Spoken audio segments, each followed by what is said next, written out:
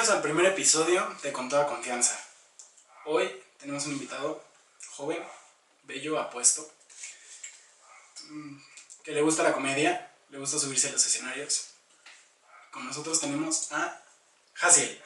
¿Qué tal? Mucho gusto, gracias por invitarme, manito. Jaciel, ¿qué tal? ¿Cómo te sientes el día de hoy? Me siento honrado de que sea el primer invitado en este podcast. No pudiste elegir al invitado más mediocre que se me ocurre, entonces te felicito por tener un gran y mediocre invitado, diría yo. Ok, mediocre, ¿por qué? No, lo digo de broma, es como una manera de socializar. Me he dado cuenta que tengo una forma de socializar en donde yo me pongo en posición inferior como para generar empatía con la gente. Burlándome de mí mismo, creo que genero empatía y me ha funcionado, he sobrevivido. Ok, mira, me agrada que pienses de esa forma. Lo que no me agrada es que te llames mediocre, ¿no? Sí, no, hay que mover eso, ¿no? Solo hay que modificar esa palabra. Claro, sí, porque mediocre suena una palabra bastante fuerte. Sí, es fea, pero pues mira, yo no tengo problema en burlarme de mí mismo, nada más justo tengo que como que ver qué palabras ocupo. Claro. A ver, Jaciel, te hemos invitado el día de hoy para saber quién está detrás del micrófono y quién está detrás de los escenarios. Conocerme como persona. Exacto. Ok, qué interesante. No venimos a entrevistar a un comediante. Ven a una persona. Venimos a entrevistar a una persona, claro. Y creo que queremos saber un poquito más de ti. Cuéntanos, a ver, ¿dónde creciste, por ejemplo? Yo crecí en Ecatepec y Nezahualcóyotl, municipio de la Ciudad de México, bueno, del Estado de México, pegado a la Ciudad de México. Yo siempre he vivido en la misma casa que está entre Ecatepec y Neza, ahí, y los fines de semana yo iba a Ciudad Azteca, te comentaba, me la viví ahí los fines de semana, ahí esa fue como mi vida hasta los 16, 17 años. O sea, en esa parte crecí porque mis papás son cristianos, son religiosos, entonces su congregación está en Ecatepec, justo ahí en Ciudad Azteca, y ese era como mi círculo social. Ok. Y a ver, cuéntame un poco de en qué momento decidiste hacer reír a la gente. Creo que lo hice de forma inconsciente, o sea, yo estoy en la prepa, estoy en el último año de la preparatoria y no sabía qué quería hacer con mi vida, ¿no? Algo común a los 18 años, ¿no? Se me hace una tontería que a los 18 años te pongan a escoger a qué te vas a dedicar toda tu vida. Entonces, yo no sabía qué quería hacer, yo estaba como explorando muchas cosas y en el entretenimiento que consumía yo vi al Cojo Feliz. Es decir, el Cojo Feliz es un comediante de stand-up muy famoso. En esa época yo lo veo en redes sociales, veo que va a anunciar un show de comedia. Okay. En la Ciudad de México, y yo en ese momento trabajaba con mi tío en un tianguis en la Roma, en un tianguis en la Roma. Él vendía películas pirata. Entonces yo... Arriba la piratería. Me encanta la piratería a mí. Cuevana, te amo, patrocíname. Y yo trabajaba ahí en el tianguis. Entonces vi que el show era fin de semana, justo el día que tenía que ir a trabajar al tianguis. Me quedaba saliendo del tianguis. Entonces pues fui al show de comedia de El Cojo Feliz. Me la pasé increíble, gran show, excelente. Y al final del show empezó a tomarse fotos con la gente y a promocionar su curso de stand-up comedy. Okay. Yo, o sea, jamás por mi mente había cruzado el hacer comedia, pero pues me sonó interesante. Dije como, o sea, yo casi no he tomado talleres, solo voy a la escuela.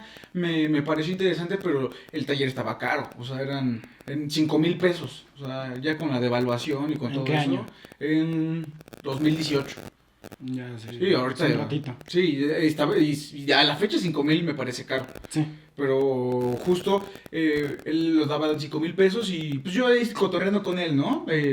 Como que lo justo logré generar empatía con él y él me dijo que me daba el curso a mitad de precio. Okay. Me lo dejó a mitad de precio. Supongo que el curso se impartía en MBS. Entonces me imagino que la mitad del dinero que se generaba era para él y la otra mitad para el lugar. Y entonces ahí yo creo que se descontó dinero él. Porque éramos como 20 personas en el curso, ¿eh? Tampoco perdió mucho dinero, Sí, ¿no? claro.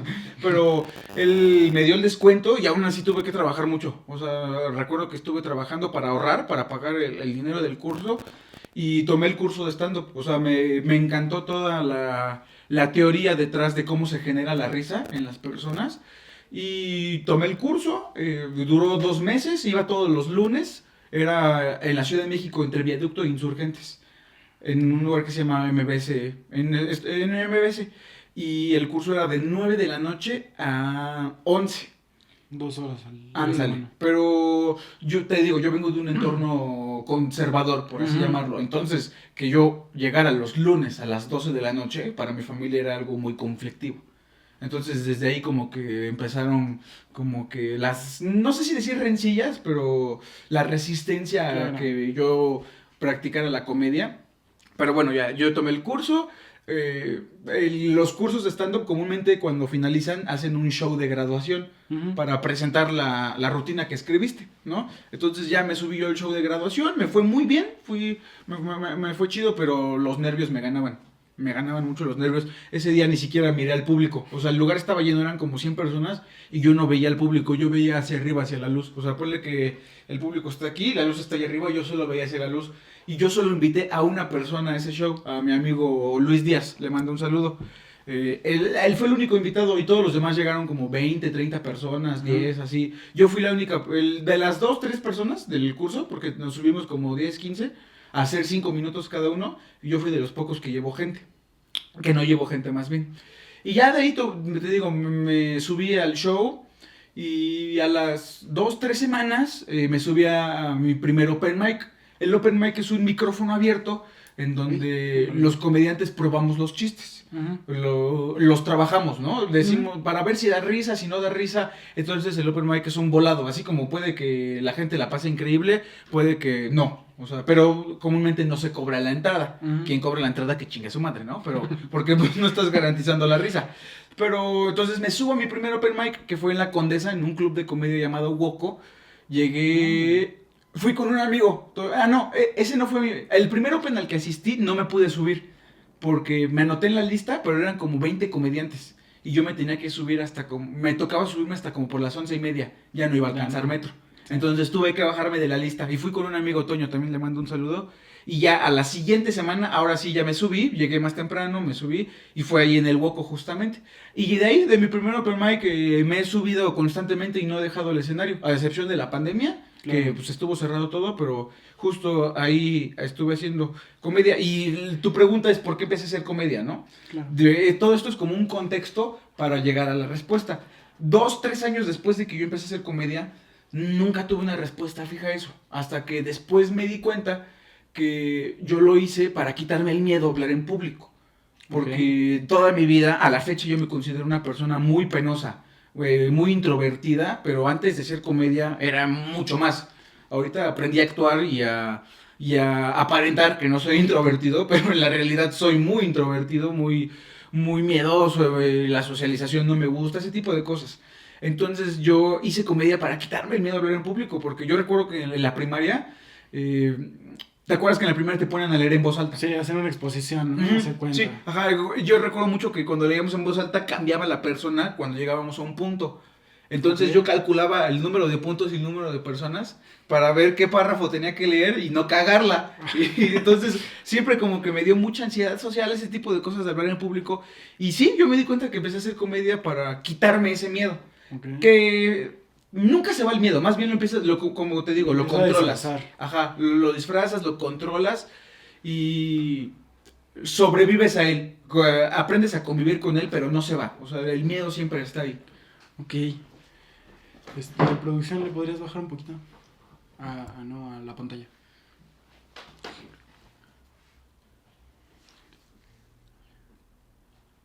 Ok, a ver. ¿Cómo era tu entorno? ¿Cómo era tu familia cuando tú tenías 10 años? Ok, 10 años. Yo estaba en la primaria, evidentemente, estudié como cualquier niño, ¿no? Pues no cualquiera. Desgraciadamente no cualquiera. No cualquiera. Yo estaba en una primaria de tiempo completo. Ah, caray. De ¿Ibas en China o algo así? No, en Deportivo Oceanía, que está peor. Hubiera preferido en China. Por la Gustavo Madero. Yo estaba en una primaria de tiempo completo que de 7 a 8 de la mañana, me imagino, creo que de 8 a 4 de la tarde. Yo tenía educación física diario. Recuerdo que en esa época mi mamá todavía trabajaba. Ella dejó de trabajar por problemas de salud, pero ella trabajaba como maestra de inglés en esa época. Y mi papá, él es jubilado del metro. Tiene como 5 o 7 años que se jubiló. 5 años, ponle. Pero en esa época él trabajaba en el metro. Él estuvo en muchas áreas del metro. En vigilancia, protección civil. Crearon un nuevo puesto en esa época que se llamaba auxiliar jefe de estación. Y él estuvo en muchos puestos. Entonces yo recuerdo que mi entorno en esa época era levantarme temprano con mi hermana para ir a la escuela. Nos llevaba mi papá. Mi hermana, la secundaria y mi primaria estaban cerca, estaban en la misma estación de metro, ponle que unos 15 minutos de diferencia. Mi papá nos llevaba a mí a la primaria y a mi hermana a la secundaria. Y después, es que a mí me metieron a esa primaria, que a la fecha yo considero que es un reclusorio norte, esa primaria horrible, asqueroso, no, me hicieron una de burla, de por sí soy una persona, no, un bullying horrible, pero mis papás me metieron en esa primaria porque nos metieron a mi hermana y a mí. Mi hermana entró a sexto de primaria. Cuando entra a sexto de primaria, en esa época ya ves que hacían el examen para entrar a la secundaria. No es el examen. Ay, no me acuerdo cómo se llama.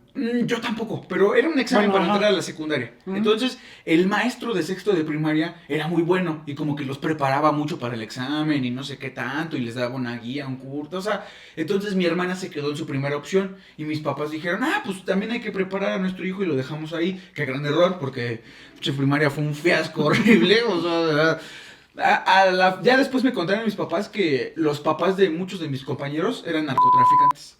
O sea, se dedicaban a delinquir ahí en... ¿Puedes emitir esa palabra? Sí. Se dedicaban a delinquir en esa zona. Entonces el ambiente era muy hostil. Los alumnos hacían una cantidad de bullying. Esto jamás se me va a olvidar. Yo recuerdo que los alumnos... Yo estaba en segundo.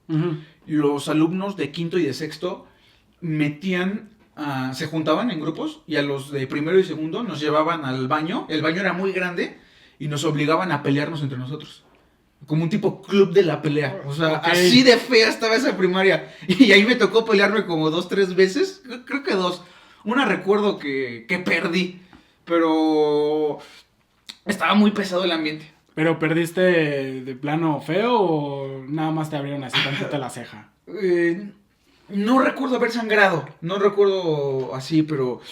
Sí, como que detuvieron la pelea porque llegó alguien, un conserje, no recuerdo bien la verdad. Ok. Pero, o sea, el punto que quiero demostrar es que estaba horrible esa puta primaria. Pero aparte era privada. No, era de la SEP, era del SEP. Era Sí, pública. no, era de la SEP.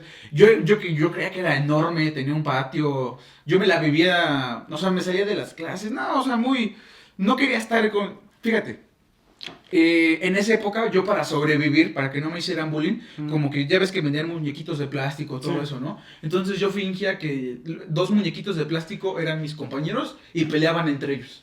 O sea, como que yo los entretenía. Desde la primaria yo entretenía gente, pero ahorita que lo razono, era para sobrevivir. Sí. Pero ahí yo entretenía gente y cuando yo estuve desde segundo hasta quinto, cuando voy a pasar a sexto de primaria, el maldito maestro por el que me dejaron todos esos años ahí... renunció. No, se pasa a quinto de primaria, ya no va a dar sexto. Entonces yo dije, no, O sea, no valió la pena, pero para nada. Pero para nada, entonces ya les dije, no, yo no quiero salir de esa pinche primaria horrible, ¿no? Entonces mi papá en esa época trabajaba en la ciudad, pero más en la ciudad, en la delegación Cuauhtémoc, en protección civil. Y había una primaria a 10 minutos de sus oficinas y ahí me cambiaron a esa primaria. Okay. Y de esa primaria estaba cerca de una secundaria y ahí hice la secundaria. Entonces mi entorno después de eso fue el metro. Todo me la vivía a diario en el metro. Desde la primaria hasta la secundaria. Finales de primaria hasta entrar a la prepa, ponle. Iba al metro diario y el metro es horrible. O sea, estaba muy lleno. Y en segundo, a finales de primero de secundaria, mi papá se cambia de oficina. Y me dejan hasta allá, de Ecatepec hasta allá, irte tú solo. irte tú Sí. solo y regresarte. ¿Cuántos años Entonces, tenías? ¿12? 12, mi papá decía, te forjamos carácter, ¿no? Sí, nada, digo, ya desde venir desde Nesa o Ecatepec ya, Sí, no. ya el carácter ya lo traes. Como que ese era mi entorno, o sea, ya el ambiente ya fue mucho más relajado en esa primaria, ya no estaba tan pesado, pero ese fue mi entorno a esa edad. Oye, y a ver, ¿cómo fue cambiarte de escuela y venir con esa educación de las peleas, de el club de la pelea en los baños, de, no sé, golpear a tu profesor? Estaba muy a la defensiva yo, o sea, también en esta primaria había como 2 que 3 bravucones, Ujú. pero como yo aprendí a sobrevivir, o sea, más que nada mi estilo era pasar desapercibido, o sea, no llamar mucho la atención, Ser invisible. calladito, relajado, llevarme bien con la gente, no tener como que enemistades. Ese fue como que, porque estaba muy a la defensiva, pero no en un aspecto de agarrarme a golpes todo el tiempo, sino como de Búscame y me analizar. encuentras, ¿no? Analizar y en esa primaria te digo, también el ambiente era pesado, pero nada que ver con el anterior. O sea, Sí. eran un abuso psicológico y físico diario y acá era un 100%, acá era un 10-20, o sea, era mucho menos. Ok. Entonces ya no me afectó tanto. Ah, bueno. Sí, Mira, y como te digo, con pasar desapercibido, o sea, no llamar mucho la atención. O sea, además yo, aunque no ejerza mi tono de piel blanco, en esa época era mucho más blanco porque no me había pegado el sol. Y pues la mayoría de los compañeros, pues es Ciudad de México, la gente es morena, ¿no? Claro. Entonces, como que te ven para ellos era un defecto y pues te hacían burla y pues por ese tipo de cosas, ¿no? Pero sí fue como más tranquilo, o sea, ya no me sentía agobiado en ese aspecto. Ok, a ver. Y en todo este lapso de tu primaria, secundaria, en todo este momento, aparte de los muñequitos que me dices que jugabas a las Barbies, este, Eran de Ben 10, eran de Ah, Ben 10, bueno. eran de Ben 10. no, en todo este momento, ¿tú sentiste que ibas para la comedia, que tu vida iba a tomar ese rumbo, que te gustaba hacer reír a la gente, o de plano no lo veías? No, jamás para lo vi nada? venir, ¿No? hasta que empecé a hacerlo, jamás lo vi venir yo, De plano así, jamás. O sea, ni a tus papás hacías reír. Es que no había desarrollado esa habilidad. O sea, sí era como que chistosito y ese tipo de cosas, pero no era una habilidad en la que pensé que viviera de eso, o en la que me dedicara, que fuera mi vocación. O sea, no, yo creo que mi familia me veía más enfocado al ámbito religioso, a continuar el legado de mis papás. Ujú. Y a ver, digo, esto no nos lo has dicho, pero ¿qué te dijeron tus papás en el momento en el que tú les dijiste, ¿saben qué? Los lunes yo voy a empezar a llegar a las 12 de la noche porque yo no voy a ser cristiano, o bueno, no voy a estar como tal en la religión, me voy a dedicar a hacer reír a la gente con mis pendejadas. Al principio fue muchos conflictos, muchos, o sea, fue una... No me apoyaron mis papás en ese aspecto, me pusieron muchos peros, muchas trabas. Justo los open mics. Eran los lunes, martes, miércoles, ¿no? Terminaban temprano. Yo tenía que alcanzar el último vagón del metro de la línea B para poder llegar a mi casa. Porque era muy raro que fueran por mí. O sea, los primeros años no iban por mí a ningún lugar. Tenía que llegar a la casa. Porque ellos, te digo, que tienen esta mentalidad conservadora de mi hijo tiene que estar aquí, nunca fui yo a una pijamada, ese tipo de cosas, tiene que pasar la noche aquí.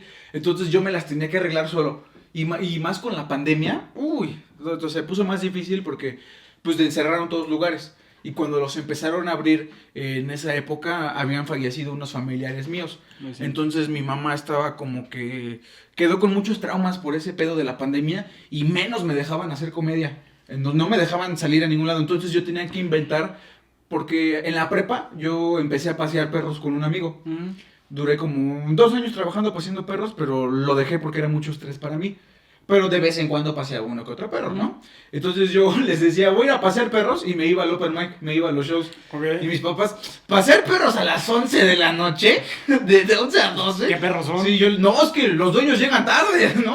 Buscaba cualquier pretexto para ir a un show yo, a estar en un open mic, estar presente en la escena que apenas estaba regresando, pero mis papás con el paso del tiempo como que lo han ido aceptando poco a poco. O sea, es como ese, en una familia, supongamos, que hay ese tío gay que lleva a su roomie, que todos sabemos que no es su roomie, pero lo llevan, y como que no le hacen groserías, pero no lo aceptan 100% que está ahí. O sea, así siento que es mi situación. O sea, como que no les gusta para nada la idea, pero pues ya... Ya se acostumbraron. Exactamente, ya se acostumbraron. Ok. Y a ver, en todo esto, ¿tu hermana tampoco te apoyó? Al principio le era indiferente y ya después, como 2, 3 años después, ella ya empezó a ir a mis shows. Ella empezó a ir a verme y sí, me apoyaba, me tagueaba en historias, como que me compartía. Pero sí, en un principio era indiferencia y ya después como que sí me apoyó. Y fue como que un poco de alivio de por parte o sea, yo sentía alivio de que al menos una persona de mi familia me apoyaba, ¿no? No, bueno, más que me apoyara, no me ponía peros, no me ponía trabas para poder hacer yo comedia.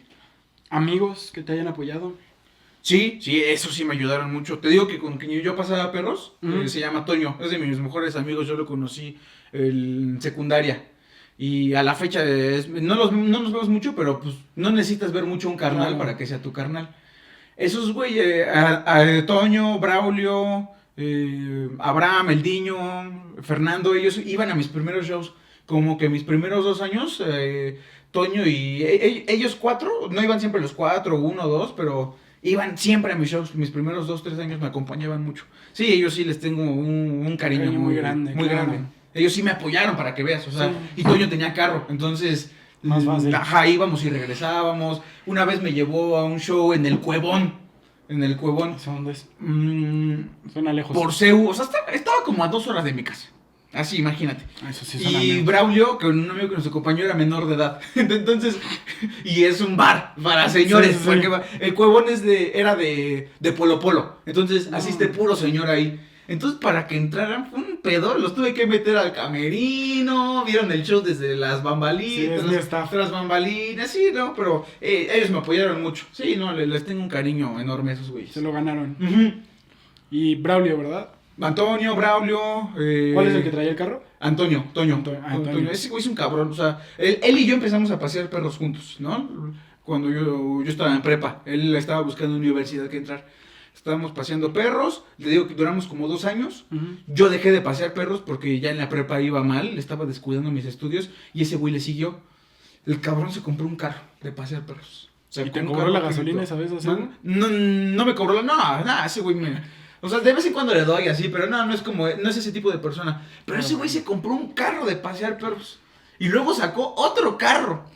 De igual de pasear perros. De pasear perros. Y ahorita ya trabaja más en Uber. Ya no pasea perros, pero ese güey como que hizo sus negocios. Y ahorita pasea perros. Y yo conteando chiste. ¿No? O sea, era un contraste muy cabrón. Así de, güey, no mames. A ti te está yendo bien verga. Y yo estoy en este pinche lugar en Xochimilco. A ver, producción, ¿cómo vamos? ¿Ya? Ok. Bueno. A ver, ¿qué tal es la presión de ser comediante? Yo siento que la presión es vivir de esto. Pero vivir como Ricardo Pérez, como Slobodsky, como la Cotorrisa, tener muchísimo dinero. Y está cabrón. O sea, solo hay un Ricardo Pérez, solo hay una Cotorrisa. Solo hay un Slobo. Exactamente.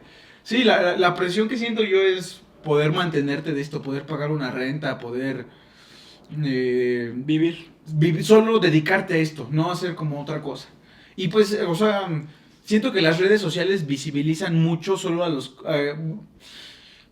comediantes famosos, ¿no? Por llamarlo de esa forma, pero hay una gran escena del stand-up comedy que yo diría entre amateur y profesional, que para hacer comedia tienen que trabajar de otras cosas. No ganan mucho dinero al hacer comedia. ¿Tú en qué otra cosa trabajas el día de hoy? O sea, como que estos 2 años... Yo le di el 100% de mi tiempo al stand-up. Entonces yo decía que solo hacía comedia. Pero hace un año, justo en este pedo de las redes sociales, de querer crear contenido, me quería comprar una cámara yo. Pero pues no me daba tanto para pagar. Entonces me metí a manejar de Uber. En el carro de mi papá, cuando se jubiló, él se compró un carro. y yo me puse a manejar de Uber. Y manejé como 3, 4 meses, como 3 meses el Uber de forma constante para poder comprar una cámara y un micrófono. Y de vez en cuando manejo Uber, o sea, cuando no tengo dinero. Okay. O por ejemplo, ahorita que me quiero comprar justo otra cosa así de equipo audiovisual, ni pedo, no tengo que trabajar el Uber. Pero sí, o sea, es como que mi último recurso. Como tu hobby, Ajá. ¿vale? Sí, también pues vivo con mis papás, no tengo que pagar renta, estoy soltero, no tengo muchos gastos, por así llamarlo yo. Bendito tú. Sí, entonces en general intento yo que mi tiempo solo sea comedia y buscar más darle a las redes sociales. ¿Y has pensado en dejar la comedia? Sí, pero antes, o sea, te digo, llevo así como 7, voy a cumplir 7 años haciendo comedia, yo creo que lo pensé del primer año a los 3. Pero por falta de público, por falta de entusiasmo. Falta de oportunidades, de público también, de resultados, porque pues, la comedia es efectividad. O sea, a final de cuentas tienes que hacer reír.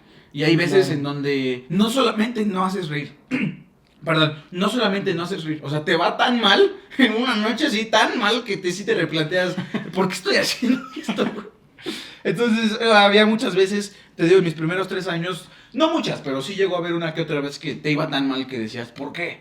Entonces, esa era como, principalmente la... Tu bloqueo creativo, ¿no? Básicamente. se puede No, decir. como que el verga es que tuve un resultado tan malo que mejor lo dejo.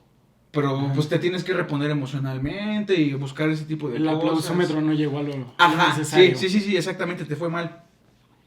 Ok. Pero, no, o sea, últimamente no he pensado en dejar de hacer comedia. Al contrario, como que estoy invirtiendo en Irte para arriba. crear contenido para redes sociales. Y así generar un público y que vayan a ver mi show. Porque yo creo que mi contenido de calidad, o sea, lo mejor que puedo ofrecer es en vivo, en un escenario. Por eso a eso me dedico, eso es lo que Claro. trabajo todo el tiempo. Entonces las redes sociales es como... hay una película de Estados Unidos que se llama Ficción Americana. Ujú. En ficción, no sé si la has visto. ¿Sí la viste? ¿Te acuerdas Sí. de la analogía de Johnny Walker? De que Sí. Johnny Walker crea 3 tipos de alcohol, 3 tipos de botellas. Johnny Walker azul, la etiqueta azul, la negra, la roja, ¿no? La roja es como que la más barata. Ujú. Yo creo que un artista debe de poder crear las 3 cosas. Puedes crear Ok. contenido de la más alta calidad, contenido genérico, contenido barato. Y yo creo que mi contenido, el mejor, mi etiqueta azul es en el escenario. Pero para que mucha gente consuma esta botella necesito crear del rojo, que es como el proceso que estoy comenzando ahorita. Justo estoy empezando a subir videos a YouTube en el escenario, en donde con el afán de no querer quemar todos los chistes que he escrito a lo largo del tiempo, yo hago una dinámica con el público. O sea, a alguien del público yo le hago una solicitud de empleo, no sé si Sí. tú lo viste. Sí, sí me tocó. Y con las respuestas que me dan yo hago chistes. Y eso es como lo que estoy comenzando a subir a YouTube. Y eso es lo que es como el contenido al que le estoy apostando ahorita. Sí, a mí me dijiste que era Willy Wonka. Ah, por chocolatero, sí. Ujú. Y a ver, algo que sí tengo la duda. Desde el momento en el que vi tu show, la duda que tuve fue, ¿en qué momento se te ocurrió hacer una solicitud de empleo como chiste? Es que, mira, yo he sido un invitado recurrente en un club de comedia que se llama Boom Stand Up Bar. Ujú. Me han apoyado mucho, ¿no? Ellos tienen 2 franquicias aquí en México. Antes han tenido muchos temas para estar de pie, pero a la fecha siguen haciendo shows y son shows para 400, 300 personas. O sea, son shows muy grandes. Chonchos. Sí, y ellos me han apoyado mucho. Pero ellos en Colombia manejan la industria, son los reyes de la industria. Tienen clubes de comedia en 4 ciudades en Colombia, ¿no? Ok. Allá están muy, muy pesados. Ujú. Y de vez en cuando, en ese momento invitaban como que a muchos comediantes de Colombia a México, ¿no? Ujú. Justo antes de la pandemia, que tenían un club de comedia establecido de shows de martes a sábado. Invitaban a comediantes de Colombia y hacían shows y todo eso.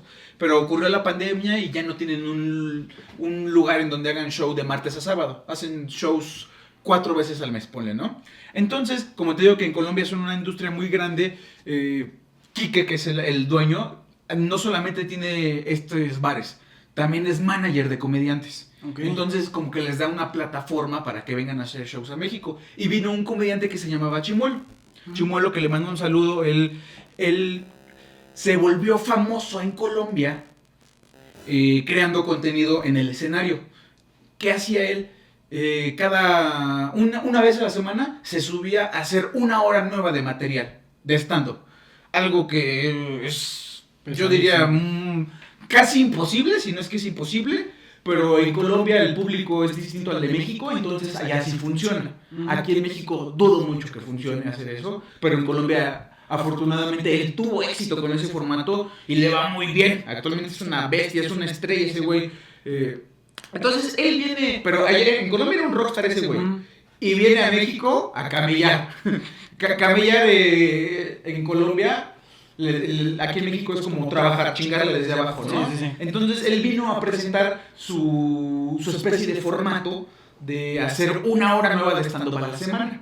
¿Por qué? Porque él la graba, la sube a redes y la gente lo ve y sigue repitiendo material. Entonces, la doña Sandra, que es una persona que me quiere mucho, me ha apoyado, me ha brindado su apoyo, me ha abierto las puertas de su casa, la quiero mucho y le digo que es mi abuelita, que la vida no me quiso dar.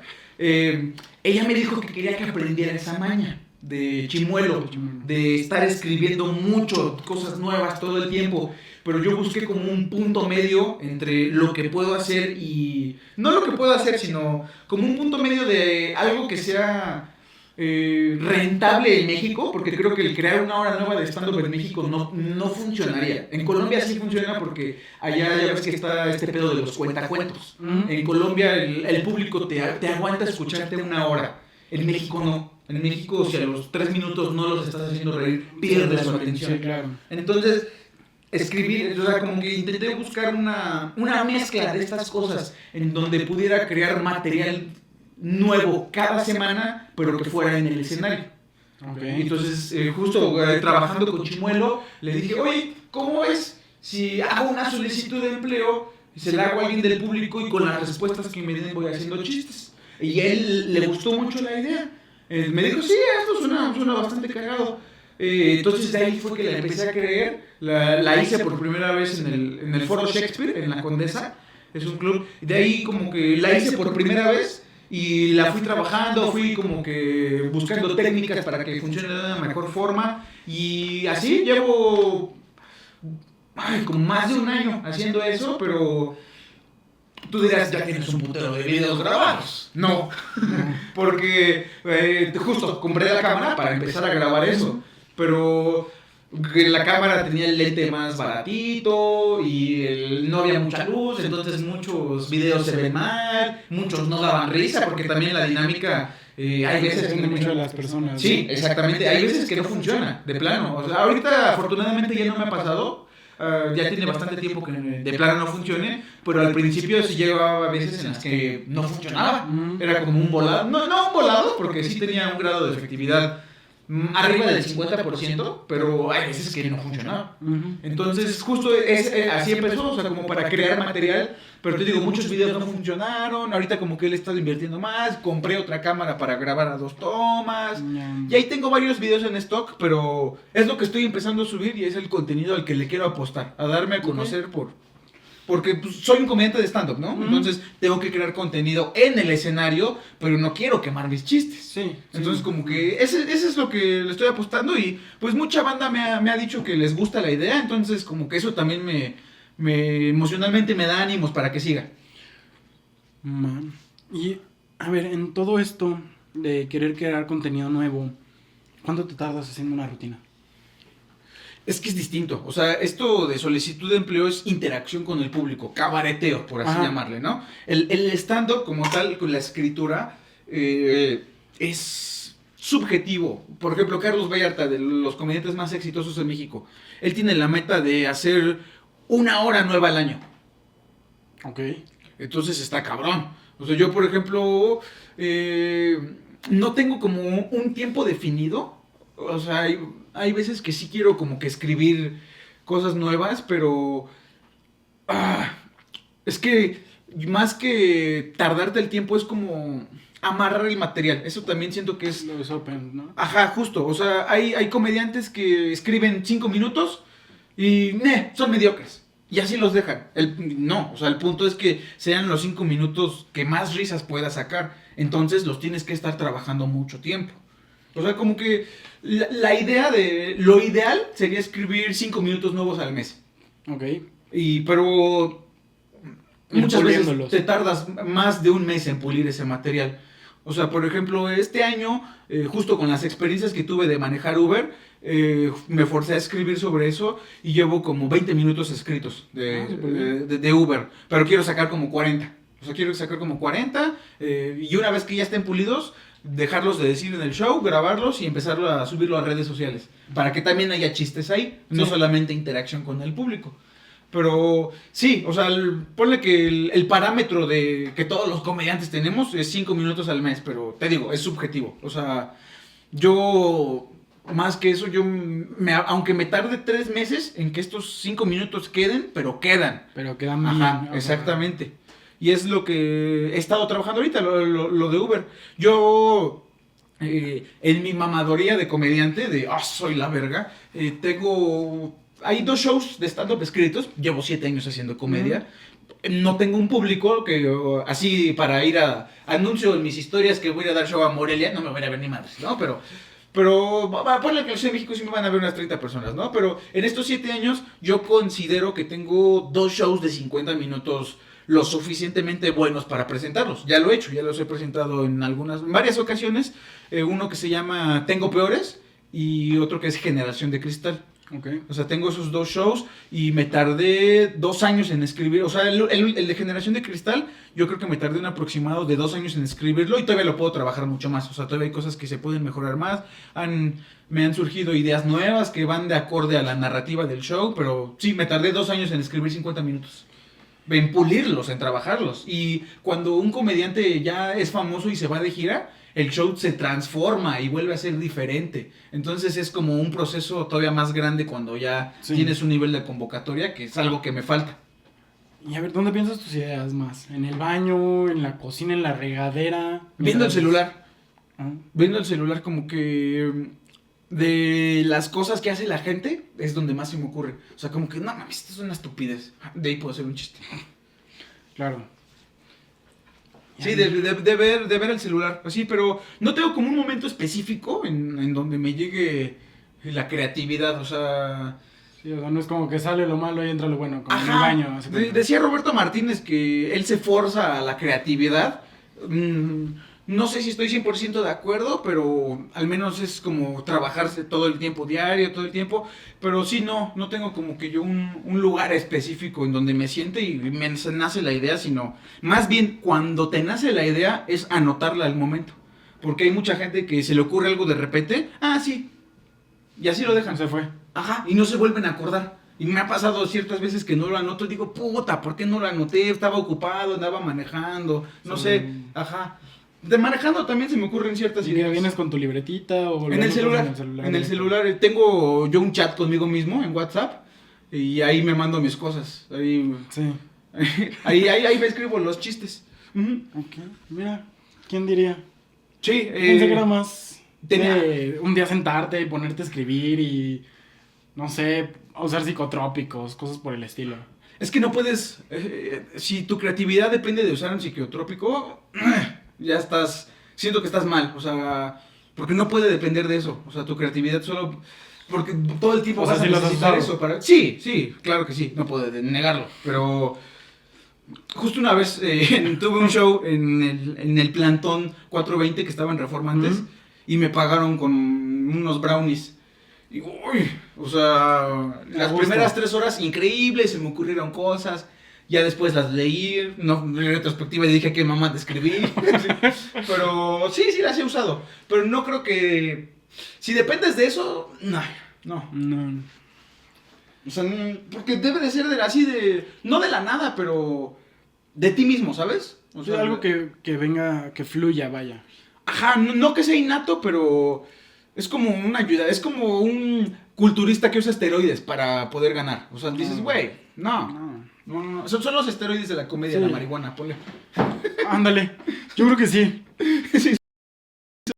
Y ni hablar de los alucinógenos, ¿verdad? El LCD. No, eso nunca lo he probado.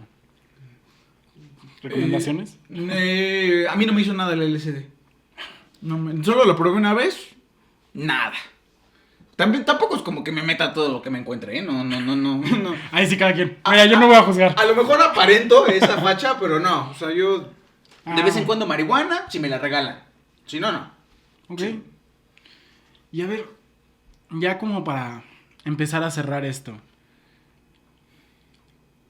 ¿Qué sientes que puedes llegar a perder en el camino de la comedia? Familia, amigos, Familia, sí, lo que estás mencionando. tal cual.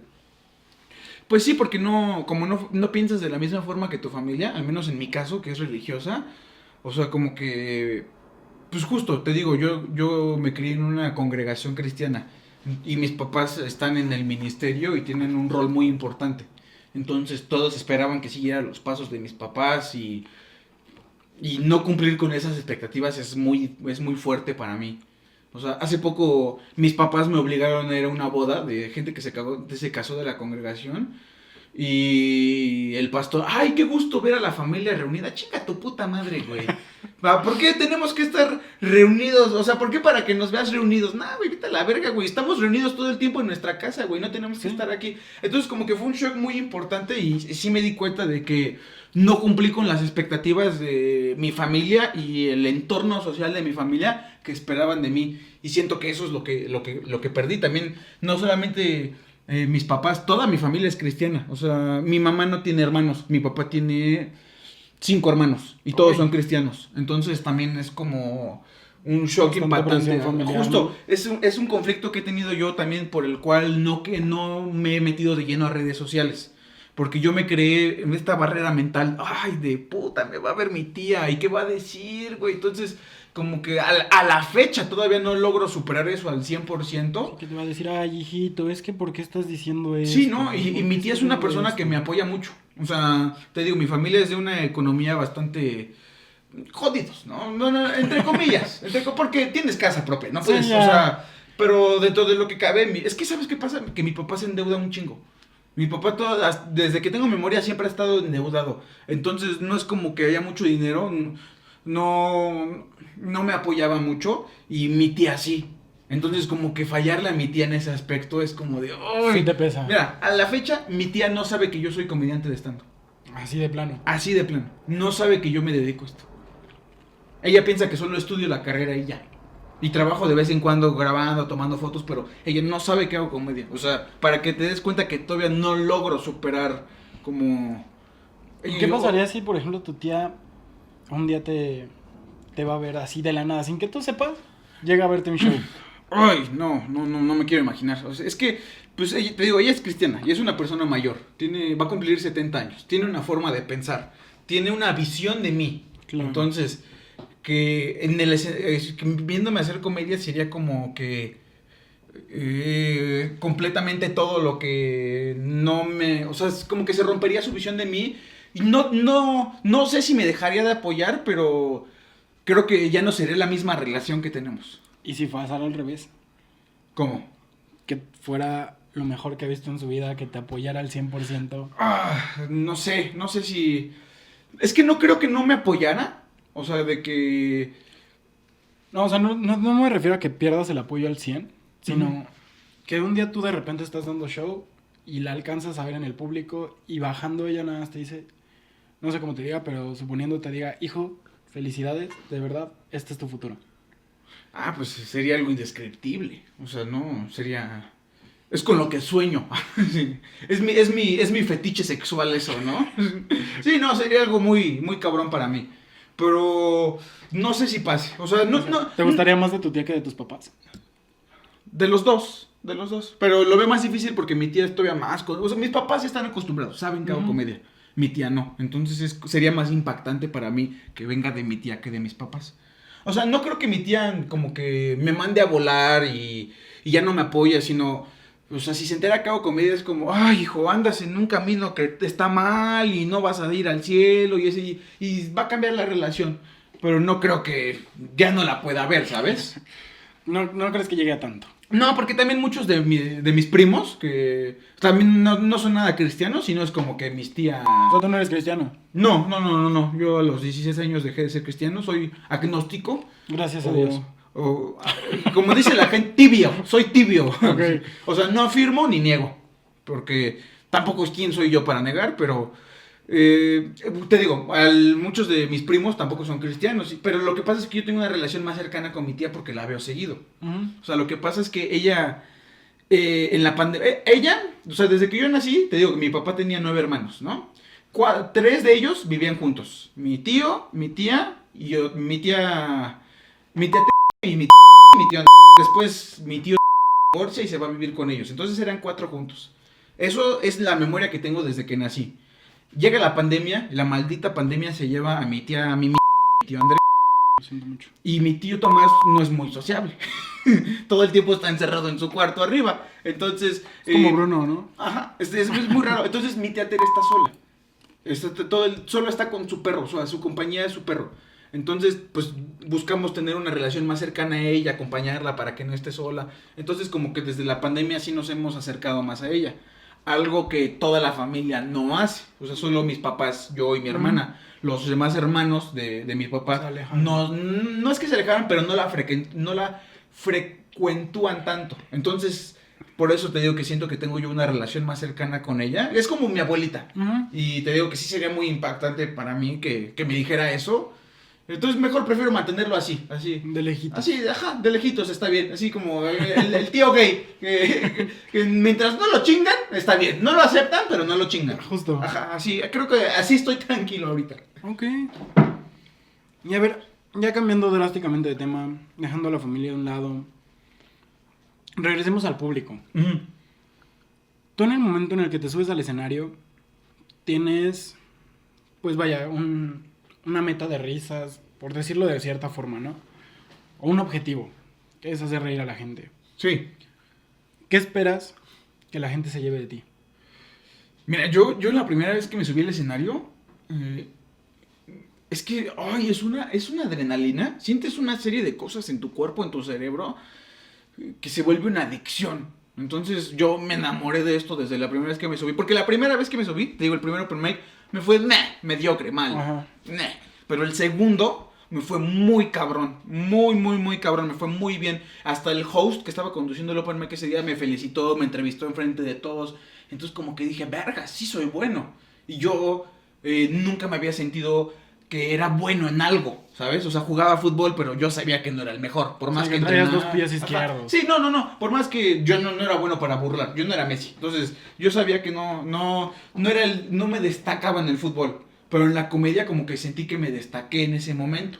Entonces, me enamoré de esto y seguí haciendo comedia. Y o sea, lo que yo espero del público es que pues, se rían. O sea, sonará lo más simple, pero bueno, ha ido cambiando esa visión. O sea, al principio era que se rieran. Ujú. Que no me juzgaran, ¿no? Que, ay, no dio nada de risa, que no que logré risa. Pero ahora, conforme he evolucionado como comediante, que no hacerlos reflexionar, porque también los comediantes no tenemos por qué educar a la gente, Claro. pero que al momento de que se rían, digan, ah, no manches, sí es cierto lo que está diciendo. O sea, por Como ejemplo, identificarse. Identificarse. Yo estoy planteando que la realidad laboral está culera, por esto la solicitud de empleo, todo eso. Entonces que digan, ah, no mames, sí es cierto. Entonces que con mis chistes logre demostrar el punto que quiero decir Ujú. y que lo entiendan, creo que eso es lo que yo espero del público. Del público. Y ya como última pregunta, ¿cuál es tu meta con la comedia, con tu vida, con Pues tu mira, familia? la gente dirá, ay, ser Franco Escamilla, ¿no? Mi meta es poder tener shows cada semana. O sea, mucha gente piensa que la meta de todo comediante al que debe de aspirar es justo ser Franco Escamilla, la cotorriza, Tener 20,000, hacer giras, sí. llenar el Auditorio Nacional una vez al año, todo eso, pero genuinamente yo creo que el tener un show a la semana es algo que te llena mucho. O sea, la meta sí sería poder vivir de esto, pagar mis cuentas de esto, poder anunciar una gira, ¿no? En un bar, en Querétaro, México, en Toluca, no sé, hacer a pequeña escala, Sí, a mediana escala. Pero sí, o sea, yo creo que la meta sería vivir de esto, pero siendo honestos, a la fecha, o sea, estoy viviendo el sueño en el aspecto de que tengo un show cada semana. Hay mucha gente que quisiera, de los comediantes que van empezando, quisieran tener un show cada semana. Y sé que es eso que tengo yo en este momento, es una posición de privilegio. Y aparte siento que también te afectó mucho la pandemia en cuestión de que te quitó prácticamente 2 años de escenarios. Sí, y la pandemia modificó el cómo se conceptualizaba la comedia, en el aspecto de que antes podías triunfar por ser un comediante de stand-up. Carlos Vallarta triunfó por eso, Ujú. ahora no, ahorita tienes que triunfar porque tu contenido en redes es muy visible, lo ve mucha gente. Entonces, la pandemia vino a que el modelo de negocio es crear contenido. Y te digo, yo tengo como que todas estas barreras mentales, ese tipo de cosas, y no me he podido dedicar de lleno al hacer contenido todo el tiempo, que es lo que quiero hacer. Claro. O sea, sí, lo tengo que hacer, porque pues no hay de otra, es lo que está exigiendo el mercado ahorita, y adáptate o muere, ¿no? Pero sí, es difícil, o sea, muchos comediantes que van empezando se graban y de la nada triunfan, ¿no? Hay un niño que se llama Oscar Astilla que lleva 2 años y ya tiene 300,000 seguidores en Instagram. Y dices, güey, no mames, pero ese cabrón sube, durante un año subió un reel diario. Yo subo un reel una vez cada 3 meses, pues no mames también. Ujú. Tengo que ser autocrítico y el decir, no estás creando el suficiente contenido que el mercado exige, entonces no te sientas mal por el resultado que estás obteniendo en este momento, porque también el resultado es muy bueno. O sea, tú me viste en el show, te gustó, por algo, me invitaste. Pero sí me gustaría llenar un show. O sea, llenar los shows. O sea, Un auditorio. no, un teatro pequeño, 200, 300 personas, no necesito más. O sea, con que ni eso, o sea, con que en el Foro Shakespeare llenen y les guste lo que he trabajado durante un año, yo creo que esa es la meta.